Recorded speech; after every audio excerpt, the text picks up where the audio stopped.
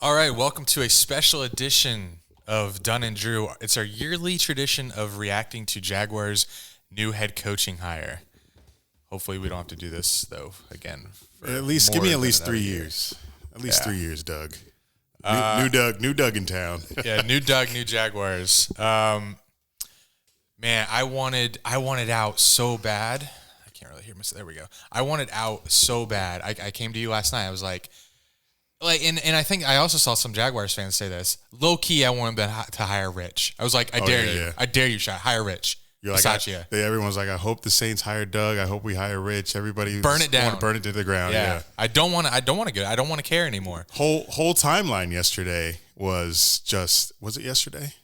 Last night? Before the hire. Everyone was like, just end me. I'm not buying season tickets. You're never getting another dollar. Oh, it was because yesterday is when I think it was yesterday when Byron pulled his name out. Yeah. And it was meltdown season. And in the same day, 10 p.m., Jags love doing this late night shit. I know. I was in bed early again, just like I was in bed early the night Byron rumor started. I was like, let me get some sleep. But yeah, I didn't know if you were asleep yet when it dropped, so I texted you and yeah, thank you. Actually, I didn't see. I'd chosen to be done looking at my phone that night, put it down, and was watching Euphoria, and I was like, let me check my phone one more time, and I saw a text from you, and then I saw Schefter push note. I was subscribed to his tweets.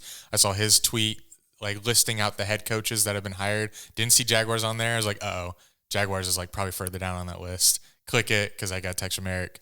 Click it, and there's Doug Pederson. So yeah, like I said, I was so close to being done.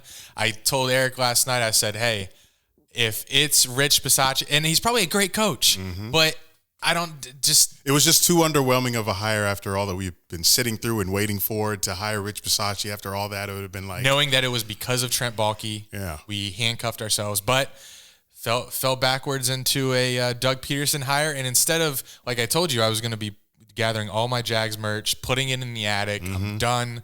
We'll watch Red Zone on Sundays, go to away Jaguars games so we spend money on other owners. We were sitting here yesterday planning our Jaguars 22 season because we knew that it wasn't just going to work out in our favor. Now here we are. With a new energy. Yeah, and instead of me packing up my Jags merch and memorabilia, we are unveiling. Yes. We are unboxing new Jags merch. Yes, so this episode is brought to you by Dailies. This is an episode. They provided us with these new merchandise items. In Andy's hand, he's got a brand new item. It's a windbreaker, teal, black, white. Really nice. White colorway. It's going to go great in the away games where we have wind, probably Philly, probably Washington. I needed a windbreaker so bad. And then I'm holding a brand new, Duval Light did a jersey collab with Dailies, but this is a brand new edition with teal stripes in it, if you guys can see. But we'll be putting the link to these in our description here. This is clean, boy. Look at the Jacksonville. This is the Doug Pederson pack. The Jacksonville on the back here. And we were ready to pack up our Jags merch, and here we are about to put on some new stuff for you. Try this on real quick. While you do that, I'm going to call Mia because we had her on the podcast. What's shaking? Squeeze in here. Let's do it. Sorry, Mia. I didn't have my headphones on. What'd you say? I'm sure you said hello, but what'd you say? I said, let's do it. Oh, let's do it. All right. Thanks, Mia. That was Mia. All right. We'll talk to you later, okay? All right. Take care. Can you still hear me? Yes, I can still hear you. So we got 10 minutes. You doing a little? You say what you're doing. You doing something? Are you going to be on ESPN or are you interviewing? No. I'm interviewing Sal. Put on our air. Okay. I wish. That would be nice, right? No, we have Mike DiRocco for those reasons.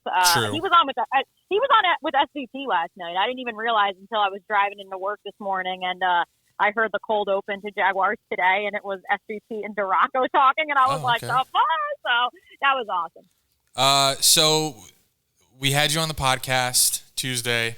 I'm so struggling with this. And unfortunately, the pod, we loved every bit of it, but it was very short-lived, like our podcasts usually are. Yeah, that's why we wanted the news to break while you were here.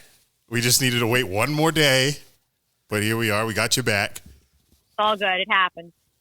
So when do you expect the press conference to happen? Do you have any idea?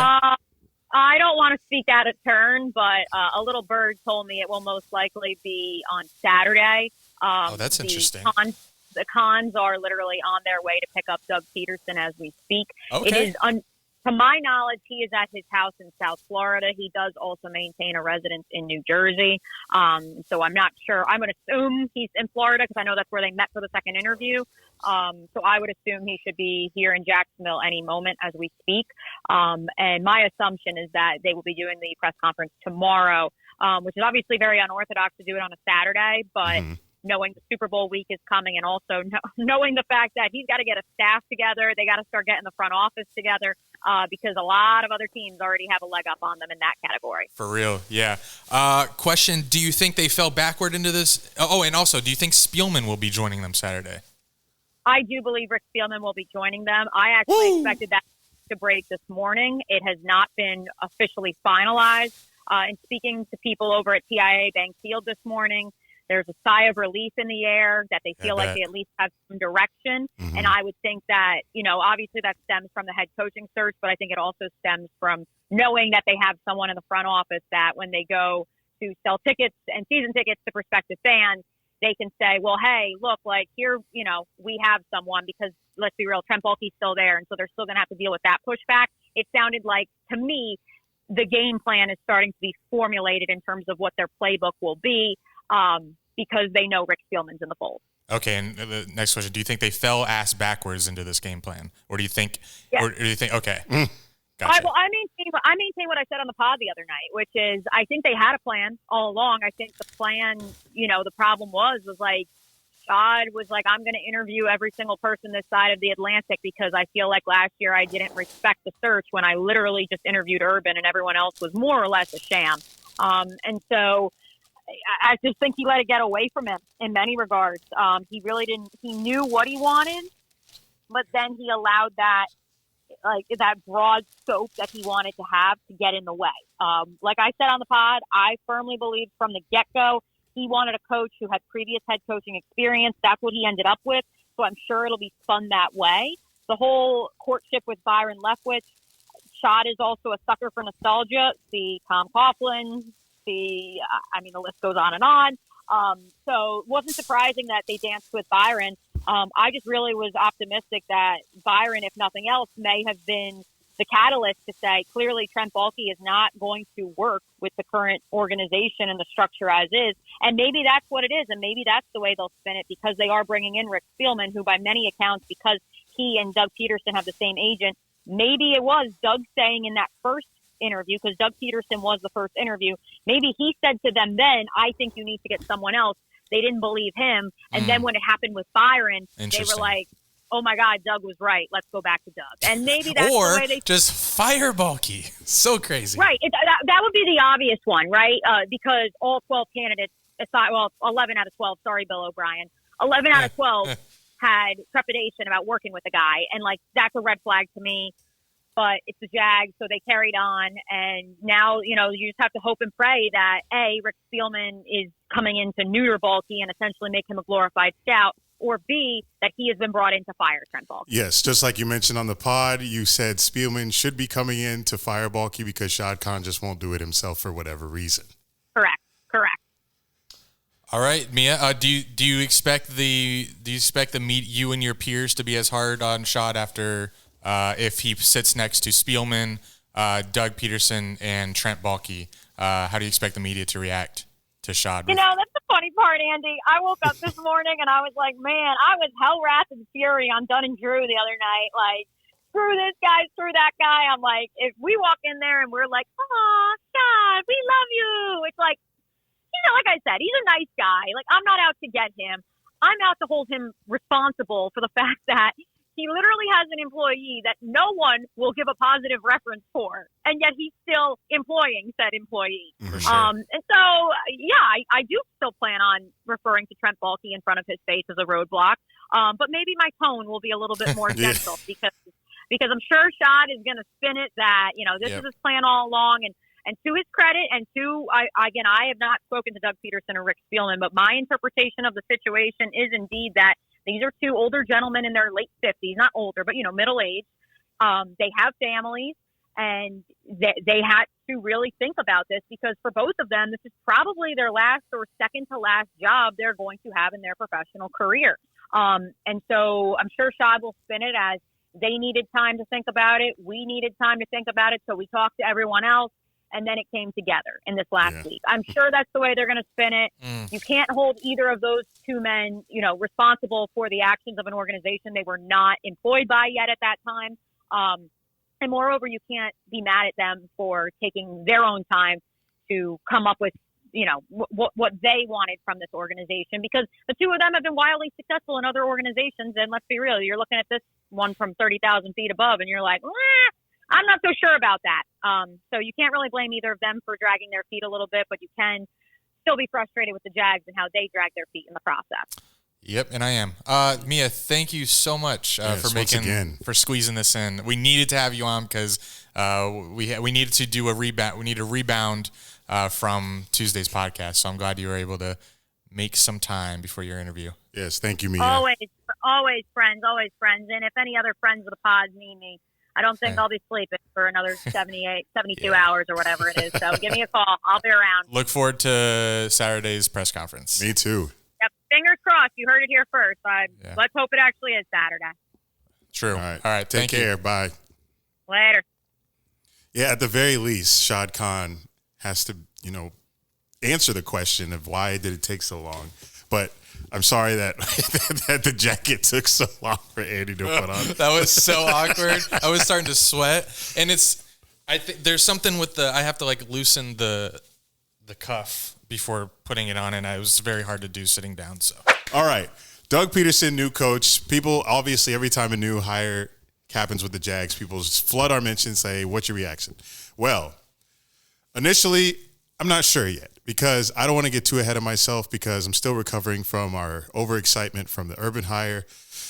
And I know that looked bad. And I understand Doug's credentials. I understand he's a Super Bowl winning head coach, and he did it with a quarterback who's Nick Foles, who's been certified backup his entire career. And I know we all wanted Byron Leftwich, and this is definitely 1B from the rest of the options that we had. These were my top two from the beginning. Yeah, Doug Pederson, everybody knows who he is. He's got the Super Bowl winning trophy. I get all that, but it's just, if you look at the Jags the past decade and on, it doesn't matter who has come in this building. It just has not worked out, and I don't understand why. I don't understand why there hasn't been a candidate that's been able to win games and bring in players and create a culture that can win. So until it happens, I'm not going to sit here and, be overly excited once again and drink the Kool-Aid, because my guard's up, and it's going to stay up until the Jags can show me that they can win, not consistently yet, but just win, because last season ruined me, absolutely ruined me. I've never been so down bad as a Jags fan until last year, and you guys saw me crying at the Cardinals game, and we went to the Bengals game. We had a lead. I thought, we were going to do something good for the remainder of the season, and I just kept going to games and kept losing, kept not scoring, and it just went all bad. And there was a point, I think, at the Colts game when I just had drank too much and, puked up blood and and felt bad after the Colts lost, because that was another potential winning game. And I was just like, yeah, this is not it. This is not the route I want to go down for the rest of the season.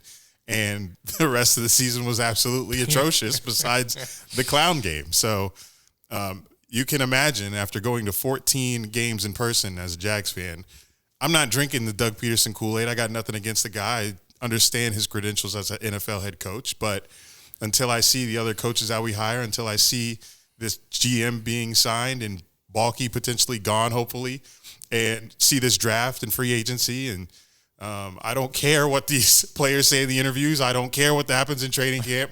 I want to see some mother damn dub. We got to keep a little clean here. We got a little spot. But I need to see some W's, y'all. I need some W's. So I've seen the hype with the Jags fans saying, I'll take it, because this is, the 1B candidate that we wanted. Super Bowl winning. I could reiterate it as long as I can go for. But for me personally, pump the brakes. Well, I wasn't jumping for joy just because the process wore me out. The process screamed dysfunction, and successful organizations are successful from the top down. And if this is what our top looks like, trickling down, there's not much genius to be trickled down to the bottom. But sometimes you can fall backwards into a good situation. Maybe that's what they did here. I'm still wait and see. I'm not going to read any puff pieces on Doug Pederson to get myself excited like I did for Gus Bradley. I'm a smarter fan now. I'm a weathered fan, and it's just a wait and see. I don't give a crap about off-season training camp. I need to see it in the regular season. But he was my top two in my top two candidates, him and Byron. And to speak for the reasons you mentioned, Carson Wentz, when he was healthy, he was MVP caliber quarterback. He fixed up the Philly mess after Chip Kelly, kind of similar to what we got going here. He beat the Patriots. He outdueled Bill Belichick and Tom Brady to win a Super Bowl. He did it with Foles, and he has that Super Bowl ring. It's just a big but hire because of the clouds that are still overhead, named Trent Baalke. And still, it's just crazy. National media, local media, fans, they know Trent Baalke. Somehow, Baalke has convinced Shad otherwise, and to keep him around. If Spielman, which according to Dilla, Rick Spielman is on the way. He's not like literally on the way physically, but Dilla tweeted this morning, Spielman deal almost wrapped up, going to do their presser together. And if the presser's Saturday, that's tomorrow. So hopefully we get this out soon for you. Listen to before this ages real quick. How is Spielman going to be above Doug and Baalke, which I'm expecting, but there's also rumors that Baalke recruited Spielman. Why would Baalke recruit Spielman to be above him? That would be weird. And if he's below him, what's below a GM for a guy like Spielman? So I feel like Spielman's going to be in control of the roster and personnel and coaches, and Doug Pederson and Baalke will work together. And I think Spielman will have the ultimate say on the draft picks and the trades. And yes, please. He got Dalvin Cook, Harrison Smith, Justin Jefferson, Thielen undrafted. He's got a good eye. Unfortunately, Vikings have always been mid, but they've been winning and they've made playoffs. But the same thing that Urban came with still stands with Doug Pederson. All the bullet points. Trevor Lawrence still here. Now he's in his second year.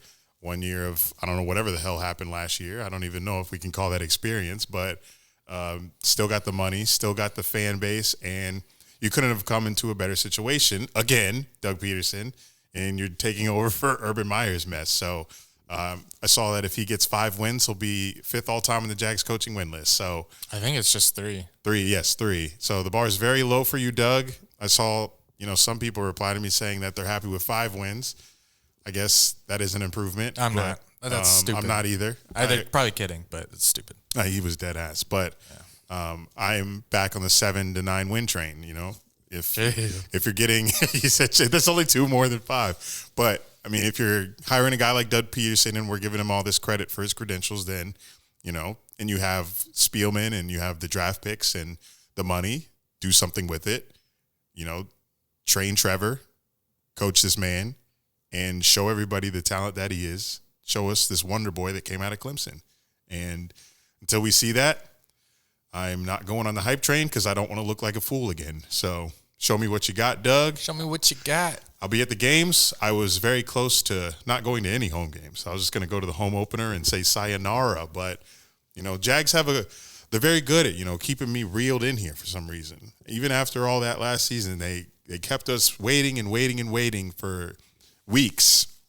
We were at the point of just leaving altogether, and then the same day that they announced that Byron Leftwich is pulling out of the consideration, they say, boom, we're going to get Doug Pederson then. So are they playing games with the fan base? Part of me thinks yes, but we deserve it, I guess.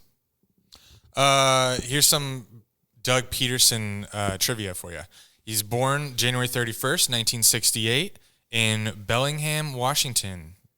He went to the University of Louisiana at Monroe. He's 6'3", which that's good. Oh. See eye to eye with Trevor. Throws right-handed quarterback who played for the Packers, Browns, Eagles, and Dolphins.